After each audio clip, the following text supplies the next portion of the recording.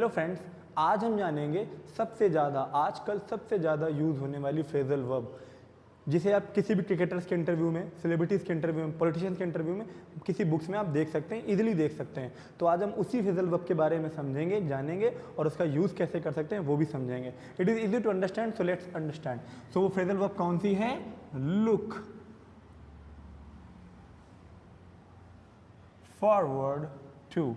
कौन सी phrasal verb है? Look forward to. Look forward to के बाद याद रखिएगा एक एक्शन आएगा, मतलब एक वर्ब आएगी और उस वर्ब की हमेशा आईएनजी फॉर्म यूज़ करेंगे। ये सबसे इंपॉर्टेंट चीज़ आप ध्यान रखेंगे। लुक फॉरवर्ड के बाद आप हमेशा आईएनजी फॉर्म का ही यूज़ करेंगे। बहुत से लोग यहाँ पर वर्ब की फर्स्ट फॉर्म लगा देते हैं, वो मिस्टेक है। आप बस इसमें पूरा फ्रेजल वर्ब आसान है, बट आप इस हिस्से को ध्यान रखेंगे कि टू के बाद आईएनजी फॉर्म आएगी। एक्चुअली क्या होता है, हम सब का आदत होता है टू के बाद वर्ब का फर्स्ट फॉर्म लगाने की बिकॉज ऑफ इन्फिनिटिव, बट यहाँ पर ये इन्फिनिटिव नहीं है। टू आया है एज अ प्रेपोजिशन और प्रेपोजिशन के बाद हमेशा वर्ब का आईएनजी फॉर्म आता है। That's why we will use ING form of the verb over here. So look forward to ING form. अब आता है क्वेश्चन कि सर इसका यूज कहाँ करेंगे, हिंदी में किन सेंटेंस में यूज करेंगे, किस सिचुएशन में यूज करेंगे? तो let's understand that. So look forward to का यूज करते हैं जब हमें बोलना हो कि बेहद उत्सुक, बेहद उत्सुक।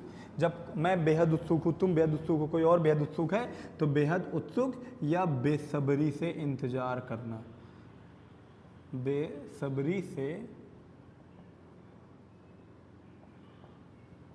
इंतजार करना, बेहद उत्सुक या फिर बेसब्री से इंतजार करना। अगर हिंदी सेंटेंसेस में ऐसी बातें लिखी मिल जाएं तो वहाँ पर आप लुक फॉरवर्ड टू का यूज़ कर सकते हैं। कुछ लोग या फिर इसकी जगह पर हम अभी तक क्या यूज़ करते आए हैं? Excited, excited to. I am excited to go there, they are excited to go there, I am excited to eat the food, I am excited to play cricket.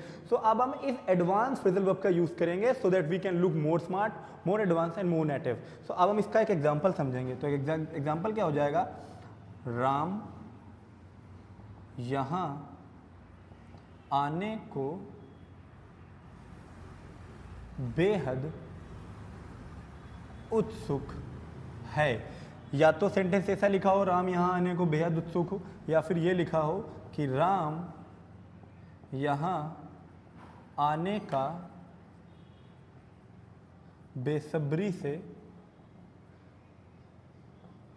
इंतजार कर रहा है।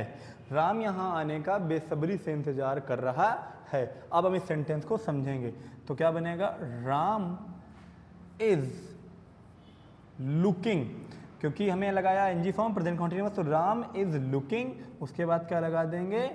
फॉरवर्ड और फिर आ जाएगा टू।